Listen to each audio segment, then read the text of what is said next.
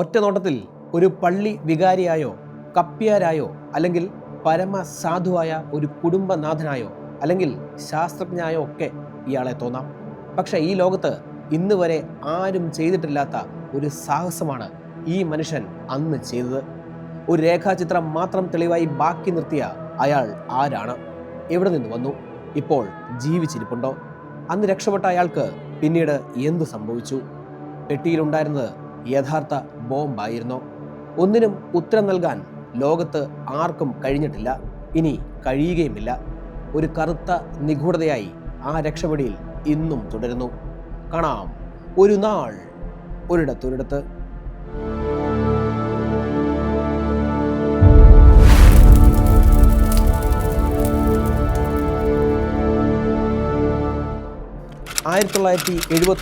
November 24 Portland international എയർപോർട്ടിൽ നിന്നും cetyl ടക്കാമ international എയർപോർട്ടിലേക്ക് പോകാനുള്ള നോർത്ത് വെസ്റ്റ് ഓറിയന്റഡ് എയർലൈൻസിന്റെ വിമാനം തയ്യാറായി കിടക്കുകയാണ്.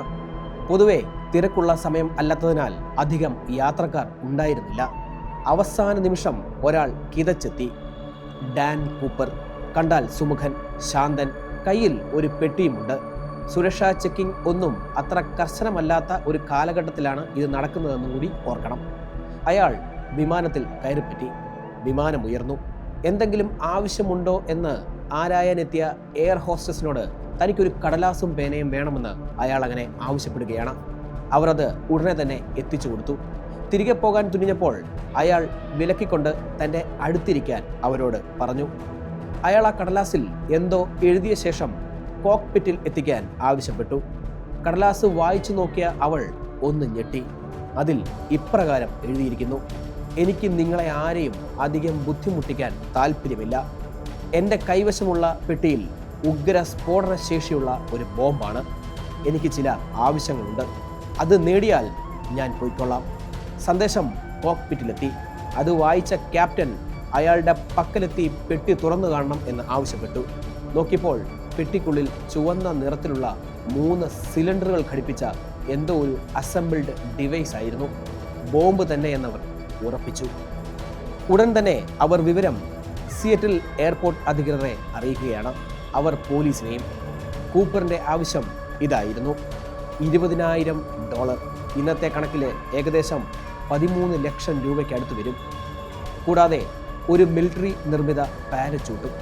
ആവശ്യം അംഗീകരിക്കാതെ അവർക്ക് നിവൃത്തി ഉണ്ടായിരുന്നില്ല. യാത്രക്കാരായി ഏകദേശം 42 പേരുണ്ട്. കൂടാതെ 2 ജീവനക്കാരും 2 പൈലറ്റ്മാരും ഒരു ഫ്ലൈറ്റ് എഞ്ചിനീയറും. വിമാനം സിയറ്റിൽ എയർപോർട്ടിൽ ഇറങ്ങി. ഒരു പോലീസ് ഓഫീസർ കൂപ്പർ ആവശ്യപ്പെട്ട രൂപയും പാരച്യൂട്ടുമായി വിമാനത്തിൻ്റെ വാതിലിൽ എത്തിച്ചേർന്നു. സ്നൈപ്പർ ഷൂട്ടേഴ്സ് സജ്ജമായിരുന്നു അവിടെ. പണം വാങ്ങാൻ കൂപ്പർ വാതിലിൽ എത്തുന്ന നിമിഷം വെടിവെച്ച് വീഴ്ത്താൻ അവർ പദ്ധതിയിട്ടിരുന്നു. എന്നാൽ ഇത് മുൻകൂട്ടി മനസ്സിലാക്കിയ കൂപ്പർ ഒരു പൈലറ്റിൻ്റെ യൂണിഫോം ഊരി വാങ്ങി അത് ധരിച്ചാണ് ആ വാതിൽ തുറന്നത്. സ്വാഭാവികമായും അത് കൂപ്പർ അല്ലെന്ന് തെറ്റിദ്ധരിച്ച് പണം നൽകിയ ശേഷം ആ ഓഫീസർ തിരികെ ഇറങ്ങി. വാതിൽ അടഞ്ഞു. അല്പസമയത്തിന് ശേഷം വാതിൽ വീണ്ടും തുറന്നു. ഓരോ യാത്രികരായി പുറത്തേക്ക് വരാൻ തുടങ്ങി. ഒപ്പം അതിലുണ്ടായിരുന്ന വനിതാ ജീവനക്കാരും. മുഴുവൻ ആളുകളും ഇറങ്ങിയെന്ന് ഉറപ്പ് വരുത്തിയ ശേഷം വീണ്ടും ആ വാതിലടഞ്ഞു. ഇപ്പോൾ വിമാനത്തിൽ അവശേഷിക്കുന്നത് 2 പൈലറ്റുമാരും ഒരു എഞ്ചിനീയറും കൂപ്പറും മാത്രം. അയാൾ വിമാനം മെക്സിക്കോയുടെ തലസ്ഥാനമായ മെക്സിക്കോയുടെ സിറ്റിയിലേക്ക് പറത്താൻ ആവശ്യപ്പെട്ടു. പക്ഷേ ചില നിബന്ധനകൾ. വിമാനം 10,000 അടിയിൽ കൂടുതൽ ഉയരത്തിൽ പോകാൻ പാടില്ല. ഓട്ടോ പൈലറ്റ് യൂണിറ്റ് ഉപയോഗിക്കരുത്. ലാൻഡിംഗ് ഗിയർ താഴ്ന്ന് തന്നെ ഇരിക്കണം. 190 കിലോമീറ്ററിൽ കൂടുതൽ വേഗത വരിക്കാൻ പാടില്ല. അവർക്ക് വേറെ നിവൃത്തി ഉണ്ടായിരുന്നില്ല. കൂപ്പറിൻ്റെ കൈവശമുള്ളത് ബോംബാണ്. വിമാനം വീണ്ടും ഉയർന്നു. മെക്സിക്കോ ലക്ഷ്യമാക്കി ആ വിമാനം അങ്ങനെ നീങ്ങുകയാണ്. കൂപ്പർ കോക്പിറ്റ് വിട്ട് വിമാനം നെവാദ പ്രവേശിയിലേക്ക് പ്രവേശിച്ചപ്പോൾ ശക്തമായ ഉലച്ചിലിൽ അനുഭവപ്പെട്ടു. പരിശോധിച്ചപ്പോൾ വിമാനത്തിൻ്റെ AFT എയർ സ്ട്രെയിൻ, അതായത് വാല് ഭാഗത്ത് കാർഗോ കയറ്റാനായി ഉള്ള ഒരു വാതിൽ തുറക്കപ്പെട്ടതായി കണ്ടു. അവർ ഉടനെ തന്നെ വിമാനം നെവാദയിലെ തന്നെ മിലിറ്ററി അധീനതയിലുള്ള റെനോ എയർപോർട്ടിൽ അവരുടെ അധികൃതരുമായി ബന്ധപ്പെട്ടു. സർവ്വസന്നാഹങ്ങളും തയ്യാറാക്കി നിർത്താനും ആവശ്യപ്പെട്ടു. വിമാനം റെനോയിൽ ഇറങ്ങി. ആ നാട്ടിലുള്ള സകല പോലീസുകാരും പട്ടാളക്കാരും സീക്രട്ട് ഏജൻസികളും അവിടെ കൂപ്പറിനായി അണിനിരന്നു. അവസാനം അരിച്ചു പെറുക്കി നോക്കിയിട്ട് കൂപ്പറിനെ മാത്രം അവിടെ കണ്ടില്ല.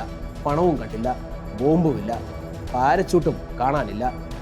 നെവേദയിലെ തന്നെ ഏതോ വനാന്തര ഭാഗത്തിന് മുകളിൽ വെച്ച് പണവും ബോംബെന്ന് അവകാശപ്പെടുന്ന പെട്ടിയുമെടുത്ത് അയാൾ പാരച്ചൂട്ടിൽ എയർ സ്റ്റെയർ വഴി ചാടി രക്ഷപ്പെട്ടു. കാട് മുഴുവൻ അരിച്ചു പെറുക്കി നോക്കിയെങ്കിലും ആരുടെയും പൊടി പോലുമില്ല. കുറച്ച് ദിവസങ്ങൾക്ക് ശേഷം അവിടെ നിന്ന് ചില അസ്ഥി കഷ്ണങ്ങൾ കണ്ടെടുത്തെങ്കിലും പിന്നീടുള്ള പരിശോധനയിൽ അതേതോ മൃഗത്തിൻ്റെതാണെന്ന് തെളിഞ്ഞു. ലോകത്തിനു മുന്നിൽ ഡാൻ കൂപ്പർ എന്ന മനുഷ്യൻ ഉണ്ടായിരുന്നതായി ആകെ അവശേഷിക്കുന്ന തെളിവ് ഒരു രേഖാചിത്രം മാത്രമാണ്. അയാൾ ആരാണ്? എവിടെ നിന്ന് വന്നു? ഇപ്പോൾ ജീവിച്ചിരിപ്പുണ്ടോ? ചോദ്യങ്ങൾ ബാക്കിയാക്കി അയാൾ എവിടേക്കോ മറഞ്ഞു.